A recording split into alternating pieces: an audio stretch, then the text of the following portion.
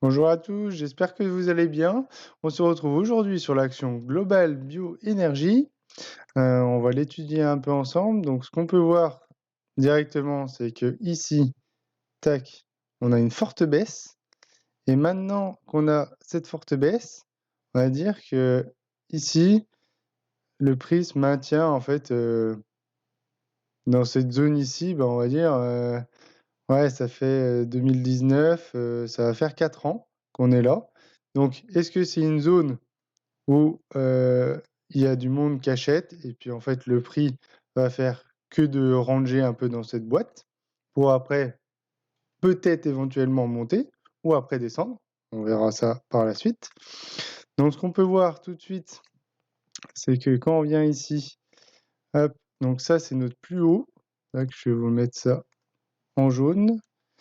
Et ici, alors ici, tac, c'est notre plus bas. Donc généralement, donc quand on est comme ça, c'est que, hop, je vais vous mettre un carré. Donc les bonnes zones d'achat, donc ce serait le bas. Et ici, théoriquement, on peut dire que c'est des zones, je vais vous y mettre en rouge. Hop, hop. Donc c'est des zones de vente ici. Bon après, si on casse au-dessus et qu'on monte, il faut toujours en garder un peu au cas où. Mais si le prix, là par exemple, il vient faire ça et redescend là, par exemple, on va dire généralement, parce que ça, ça peut durer longtemps, hein. Donc le but, c'est d'acheter en bas, vendre au-dessus et refaire l'opération à chaque fois. Donc là, ce qu'on peut voir, c'est que, hop, si j'enlève là, le carré là. Donc ce qu'on peut voir, c'est que ici, dès qu'on est arrivé vers les plus bas, alors je vais mettre un trait comme ça. Dès qu'on est arrivé vers les plus bas en jaune à 1,86 euros, et ben là, on a fait quoi? Une grosse bougie. Donc, il y a plein de monde qui sont venus défendre, on va dire, les positions ici. Parce que sachant que quand on est ici, tous ceux qui ont acheté ici, ils sont en perte. Donc là, si on a des banques qui sont positionnées sur cette action, théoriquement, c'est le point optimum pour acheter ici. Parce qu'on va dire que vous êtes dans les derniers acheteurs, donc forcément, dès que le prix il monte, même s'il redescend un peu, vous êtes toujours en positif. Donc là, ce qu'on peut voir, on est en bougie un mois. Donc on peut voir que là, on a eu toute cette baisse-là. Et on va dire que c'est des... là, si je vous mets des traits en, je- ouais, en rose, donc là, tous ces traits-là, ça peut être des liquidités à venir chercher, on va dire. Donc, bon, il y en a un paquet. Euh, ici, celle-là.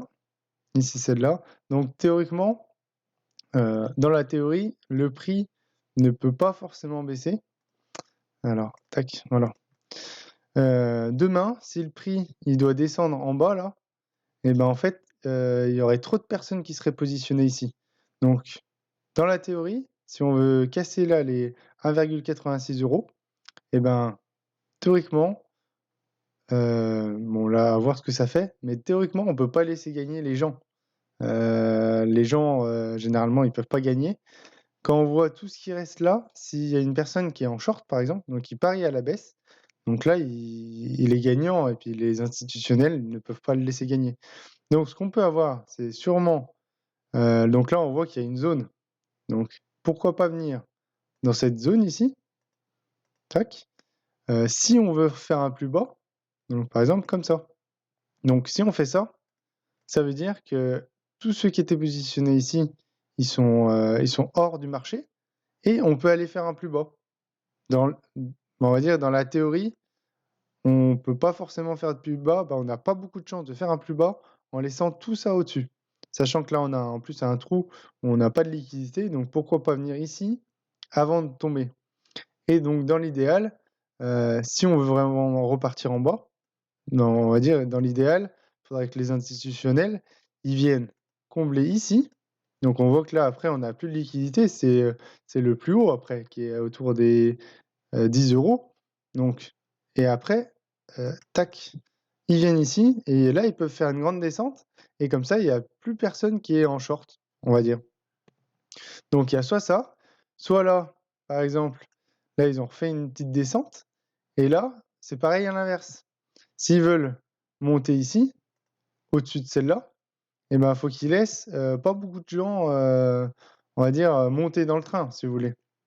Donc là, si on passe pour affiner un petit peu mieux le prix.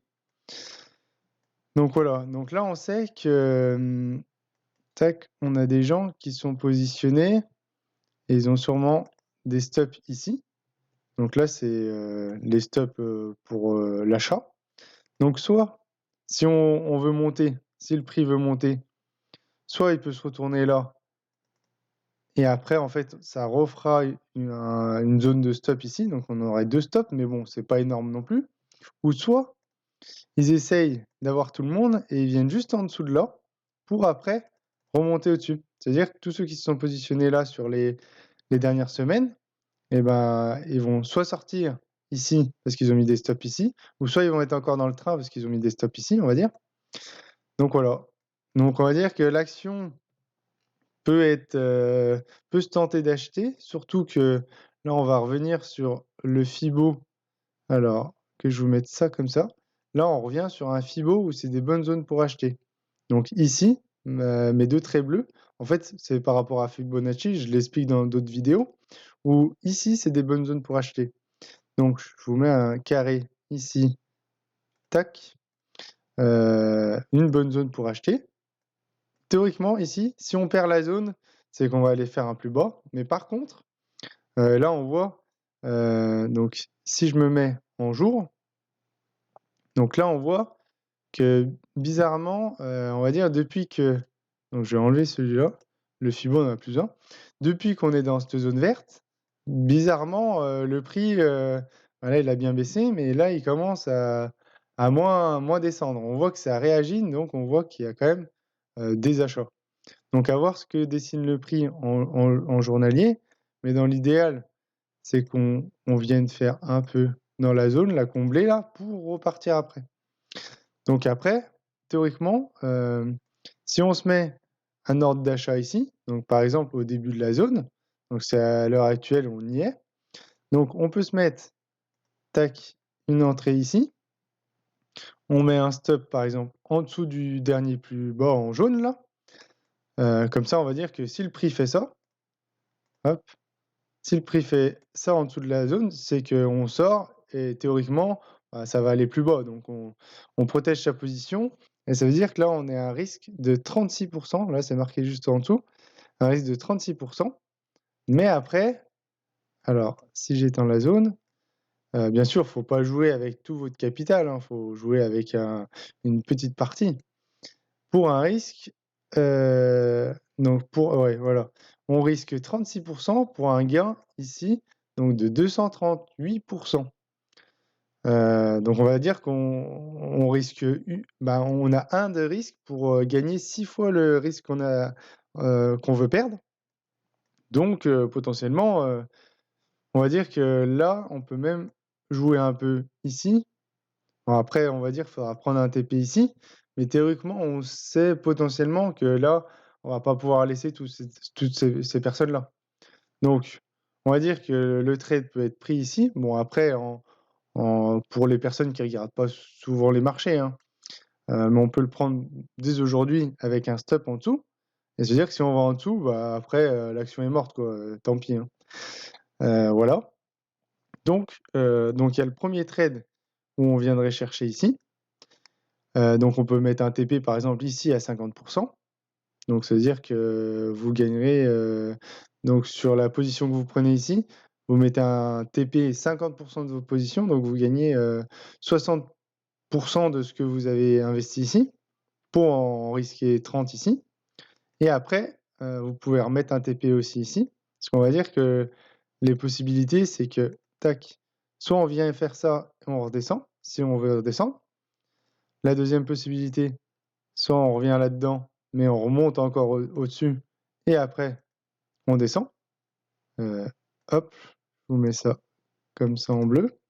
Et la troisième possibilité, bon, forcément, on va dire qu'il y a une chance, on va dire, ça serait pas de chance, parce que là, c'est vachement optimisé pour qu'on monte. Mais si on vient en dessous, là, bah, le trade est fini. Vous l'aurez tenté et ça a pas marché. Donc vous sortez et puis après vous recherchez une nouvelle action.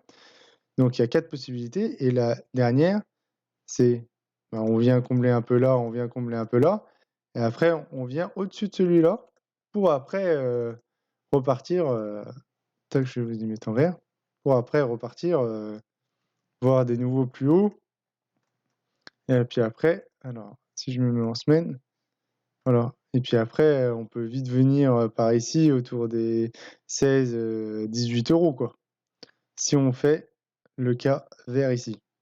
Donc on va dire que celui qui rentre en position ici, bon c'est simple, hein, bah, c'est simple. Là en gros on voit qu'il y a du monde qui défend ces zones ici, donc ça peut être un bon trade à jouer avec toutes les personnes qui défendent ici. On va dire qu'on a des objectifs à venir chercher aussi, ici au-dessus, donc on va dire qu'on a théoriquement plus de chances, à l'heure actuelle, de monter que de descendre.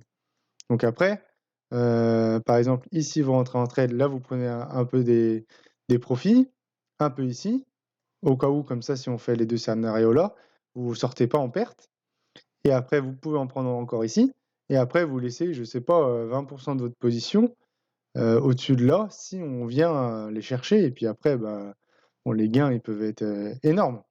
Donc on va dire que c'est une action, qui peut être, une pépite aussi, à voir par la suite, mais à l'heure actuelle, on est sur des, bonnes zones d'achat ici, si l'action, a décidé de monter par la suite. Ce qu'il faut faire gaffe aussi, c'est que si on trace Fibonacci, donc là, on va le tracer pas avec ce mouvement-là, mais avec le gros mouvement de descente ici. Donc si on vient ici, tac, et on se met à peu près au plus bas. Donc là, ici, donc c'est Fibonacci, inversé. Donc ici, théoriquement, hop, je mets, c'est des bonnes zones pour vendre. Donc je vais enlever le Fibo maintenant. Tac. Donc ici, ce qu'il faut faire gaffe, c'est que si le prix rebondit ici et vient dans cette zone, il faudra faire attention à ce que le prix dessine ici. Parce que ici, alors, je vais agrandir là, là c'est une bonne zone de vente. Donc théoriquement, si on arrive à revenir ici, pour les vendeurs, le but du jeu, c'est de revenir faire un plus bas. Donc, on peut faire peut-être la flèche jaune ici, un peu la bleue, que ça monte un peu au-dessus de la zone de vente, et après redescendre. Donc, il faut faire attention à ça. Voilà, je pense que vous avez tout. Ça peut être une bonne action, parce que là, on voit que ça réagit bien. Là, en 2020, ça a bien réagi. Sachant que les actions, là, c'était quand il y avait eu Covid, en fait, elle s'est pris un peu quand il y a eu le Covid et tout.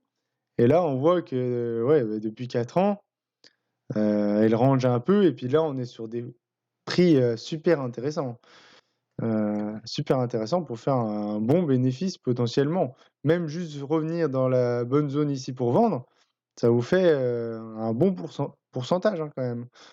138 sur une petite partie de votre portefeuille, ça peut être vachement intéressant, faut voir par la suite. Et ben, n'hésitez pas à poser, vos questions, à mettre un j'aime et puis à me dire l'action que vous voulez que j'analyse pour la prochaine vidéo. À bientôt!